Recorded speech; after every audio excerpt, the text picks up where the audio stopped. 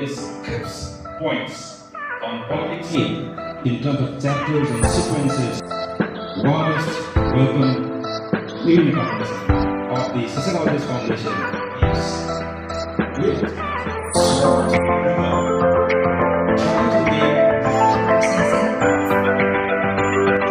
I would also like to welcome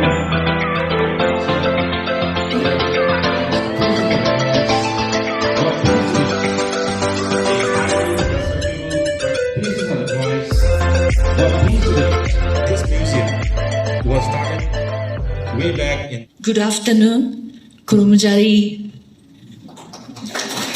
Konnichiwa, and Namaskar.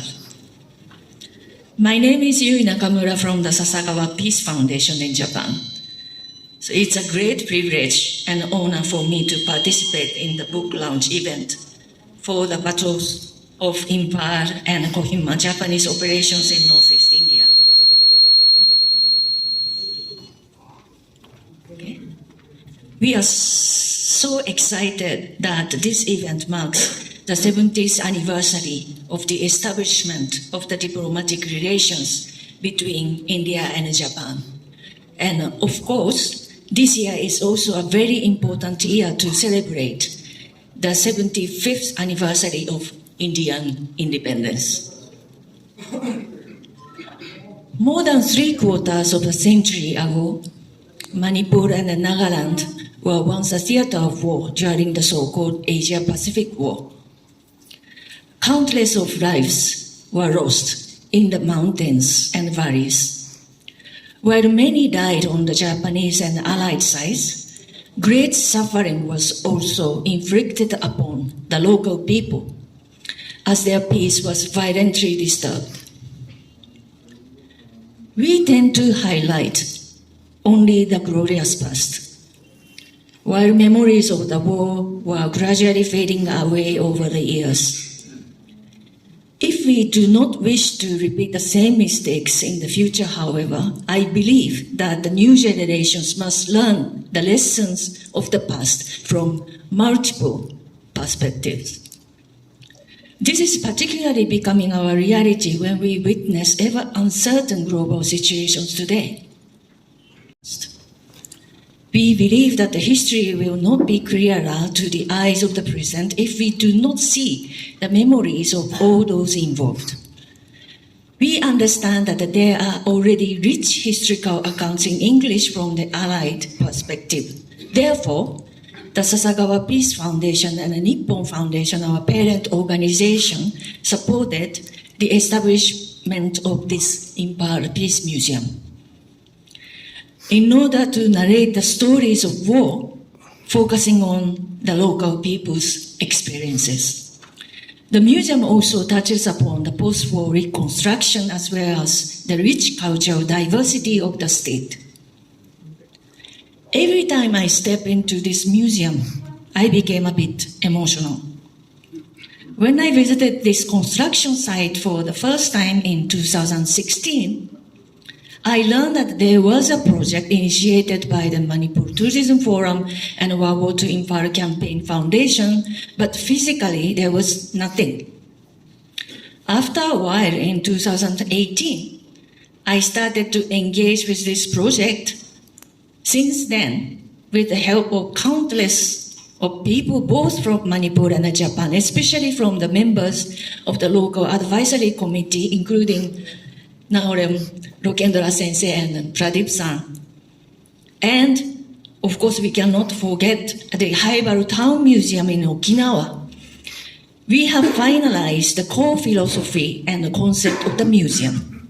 Further, architect Suresh Friedrom-san has helped us a lot in visualizing those ideas into reality. At the very final stage before opening, we spent day and night at this museum. I'm extremely delighted and honored that in the process of making the museum, everlasting friendship and trust has been built between us, Japan, Manipur, and India. So this book is, in fact, part of this Imphal Peace Museum project narrating unknown or lesser known histories from different perspectives.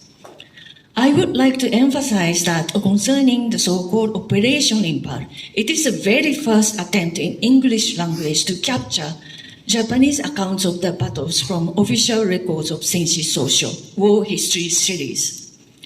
With profound knowledge and commitment of Professor Haruo Tomatsu of National Defense Academy of Japan and Professor Omi Hadashin of Osaka Jogaku University, and 3 more Japanese specialists, we have successfully achieved a very final stage of production after working on it for more than 3 years. That this book will contribute to a fuller and more comprehensive history of Japanese operations in Northeast India. Particularly, we do listen to the pain suffered by so many people, unheard voices of local men and women, and the sacrifice of the war dead. We are sitting in this hall, surrounded by beautiful shows and pictures of more than 30 diverse communities in Manipur. And we can see the calligraphy written by former Japanese Minister Shinzo Abe is in the middle. It says Heiwa, which means peace. We had no idea actually about what word he would write for this museum, but as if he knew what is going to happen, the calligraphy is fit perfectly into the best space. I hope that this big book will also commemorate the friendships, goodwill, and the solidarity we have developed with each other over decades. I believe that those values will ultimately help to contribute to peace and prosperity in Asia and beyond. And this museum can be a hub for peaceful coexistence. Last but not least, please let me thank Manipur Tourism Forum for organizing such an incredible event and keeping the spirit of Manipur, India, and Japan. Thank you so much. Kolkata, so I have a very sore throat today, so forgive me for this noise I make for another 5-10 minutes. And another apology I have to make first is that, most of the things which I wanted to say is already covered by my previous speakers, so I'm wondering what I should say. However, let me just give you, a few episodes or stories which I want to convey to you. First of all, it is my great pleasure to be here today after 50 years. But what I mean by 50 years is that I first came across the name Imphal and Kohima when I was a teenager, young, say, when I was in elementary school or middle school. Simply, I had a great interest in modern history, and I was reading various books. But most of them are either written in Japanese or translation of works done by English-speaking peoples. And yes, they were interesting books, and they were very informative. However, it didn't come to me that what kind of place Imphal and Kohima is like. Everything was in my imagination. I mean, what kind of place is this? What kind of people living there? And in such circumstances, what happened between the Japanese and British Indians and also local people? That has been my, main interest since I was a teenager. But I didn't have a chance to, but in those days it was very difficult to come to this part of the world, and I didn't have opportunity to come see the actual place. But after 50 years, now I am here, and I'm meeting the people from this region. And second thing I want to mention is that, yes, the battles in this part of the world was a tragedy itself. As Nakamura-san mentioned, many people died in the battlefield, not only Japanese, but British Indians, and also, of course, people from the localities. But on the other hand, I don't want to be misunderstood, but however, on the other hand, what I thought was that it was the very first time for many Japanese people to come to this region and think about India and think about Manipur. Imagine that most of the soldiers, Japanese soldiers who fought on this soil, they came from remote rural areas of Japan. I mean, they were just ordinary farmers or farmers' sons or merchants' sons. And those young people, I think for the most of them, it was their very first time to go abroad, go outside Japan. And their first foreign experience was fighting in Manipur. So, and also, I think I also went through the exhibitions in this museum, and I also recognized that, well, it was a tragedy. However, for people of Manipur, it was the very first time contact with the Japanese people and the country Japan. So the battles itself was a tragedy, and no one can deny this. But on the other hand, I thought that the very first contact between Japan and India, and Japanese and Manipur people were in these battles.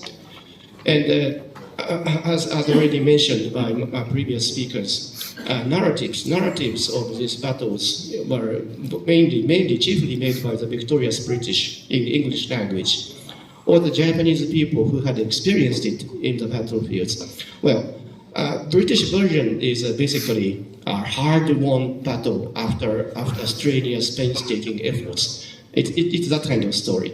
On the Japanese side, the main story is about the stupidity and incompetence of the Japanese military organization and Japanese military leaders. And many young soldiers died from this sort of misconduct and miscalculations. So on the Japanese side, the story is mainly about criticizing the Japanese military or Japanese empire itself. So on both sides, not much is talked about what actually happened here, what sort of interactions were there between the British Indians and Manipur people and Japanese soldiers and Manipur people. And I presume that the many Manipur people probably want to know what was behind. Well, many of your how to say grandparents or great uncles or aunts had experienced the battles in Manipur, but I don't think there was any explanation why Japanese were here, what kind of ideas and what kind of ideas and intentions the Japanese had, and which brought huge Japanese forces to Manipur. And I think this present volume will contribute greatly from purely academic point of view. This will give access to wider readers and researchers worldwide because this is in English language. But also, especially for Manipur people, it will give you the idea why Japanese were here, why those battles took place in wider context.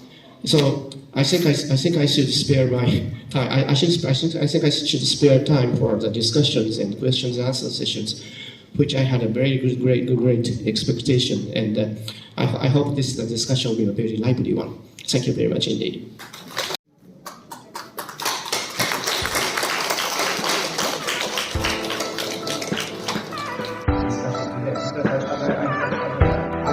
I would rather ask what kind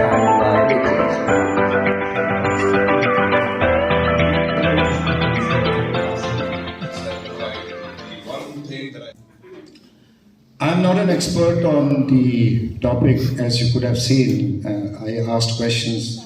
My idea was to come here and learn from the experts, and today I'm very happy and privileged and humbled to be a part of this program to launch the book, which is, I think, going to be a very, very interesting book. And I look forward to reading the book firstly very soon. In fact, whatever book has been released today, I promise that I'll finish it within a week and try to get the gist of what battles of Imphal and Kohima meant to the people in the locality and around. But I'll come to the points that were discussed earlier during the panel discussion. But I must say that the declaration of the Battle of Imphal and Kohima as one of the fiercest, in fact the fiercest battles of the Second World War, as was enunciated by Tamo Pradeep very eloquently in 2014 resulted in giving a lot of importance to Imphal and Kohima, the battles, so to say, and the place in general. So that was a blessing for us, even though very tragic things happened during the war. We lost a lot of lives, from both sides as well as from the locality. But it did bring to the fore the importance of the places where the battles were fought. And I'm very glad that the Manipur Tourism Forum and the Imphal Campaign Foundation are commemorating the Battle of Imphal and Kohima since the early part of 2010 with the theme of peace and reconciliation. Now this museum, which stands as a testimony and attempts to pass a message that the sufferings of war are, they don't seek out any particular people or persons, and there are no victors, and sufferings are there on both sides. It is humanity that loses ultimately in the end. So those are I think the basic lessons that everyone has learned. I'm not trying to, bring anew the sufferings of war, but the local people experience, as Professor had mentioned earlier, I think it's very essential, because people focus on the war, the strategies, what the military commanders did, how many airfields were there in Manipur, who brought in the supplies. But the people who were living very simply, in harmony, a very basic, issues of life they were tackling. Suddenly, as Tamo had mentioned, before the LAN and after the LAN, lives completely changed after the war. It was overturned.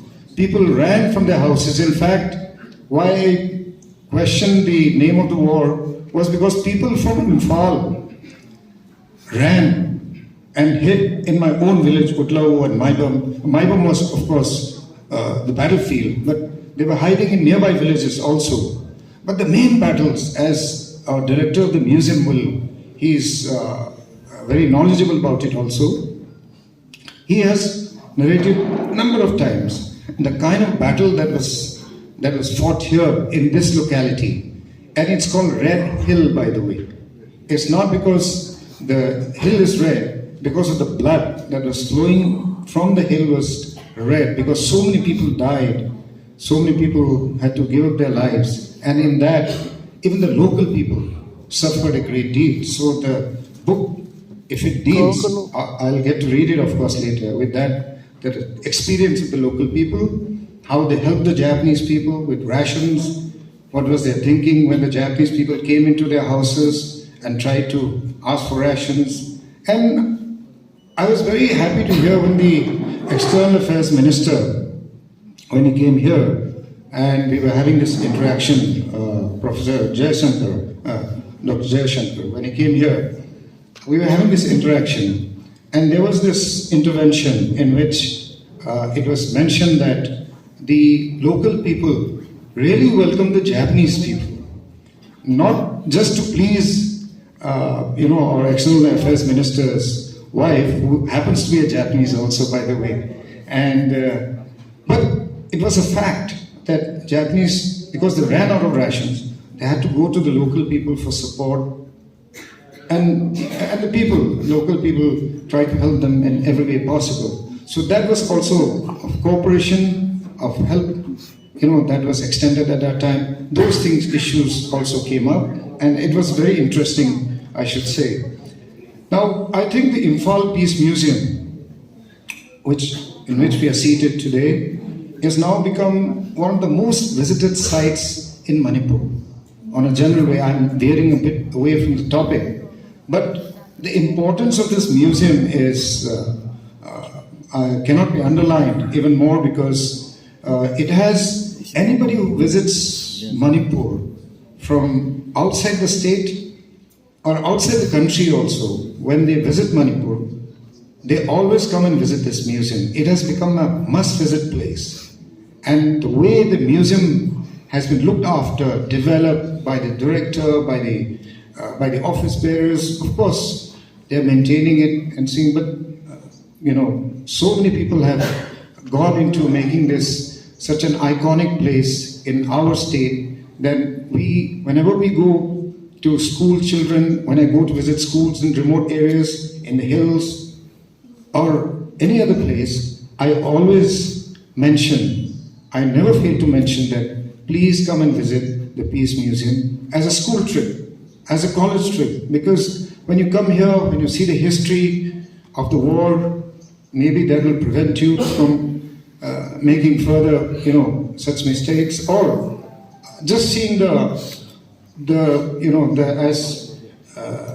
Madam had mentioned, these shawls which are there of more than 34 different communities which live in the state. These all, our culture, our heritage is being showcased here, along with the war, what happened in the war. And I also want to point out here that I've done this many times to the director, but there is this two images of a British soldier and a Japanese soldier in the museum. So I want a little bit of correction in that, in the sense that we don't want to see the defeated, as of course mistakes were made, but in such a stark manner. So what I would suggest is have a more, I'm doing this in the open, please don't mind, have a more dignified this thing. We can showcase the actual uniform of the Japanese soldier, but we should have a little more, I think, improvement in the image of the Japanese soldier. I think everyone will agree with that. I hope everyone agrees.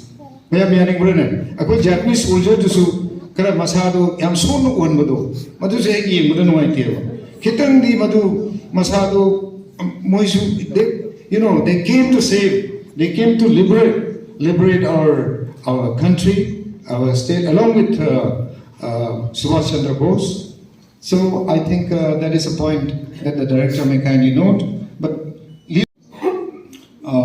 as part of the Imphal Peace Museum project, the engagement of the Japanese English translation of the official Japanese publications of the war history series known as Senshi Socho, published during 1950s and 80s by the current National Institute of Defense Studies.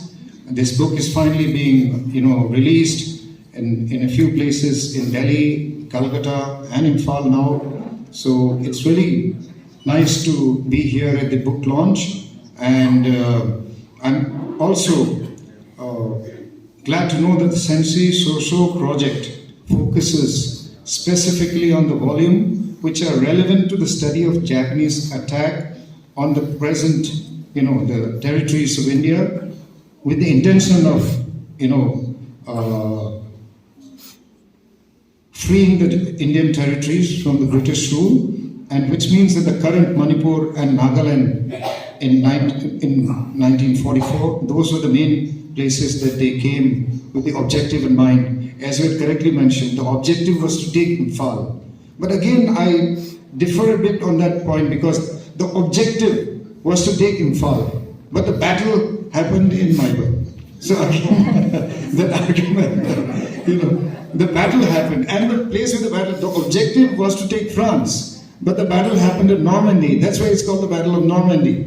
So that is my point, which I try. I'm sure the objective was to Imphal, Kohima, Dimapur, and then India, and of course, rest of Asia. But my point was that I just wanted to, focus on that. We firmly believe that the efforts of Manipur Tourism Forum, which has brought about a new perspective and a new chapter in the relation between Japan and Manipur through this small initiative, will improve even further. I am very much looking forward to reading the book, and I promise, not just as a politician, because most politicians would fulfill their promise, I will read the book. Thank you. Thank you. Director for this museum.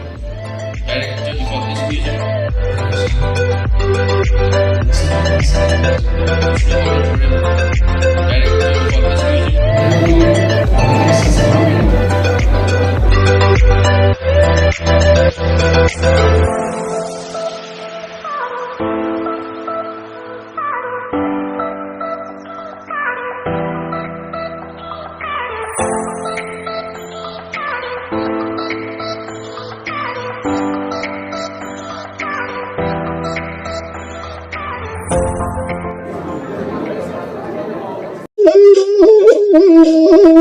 you.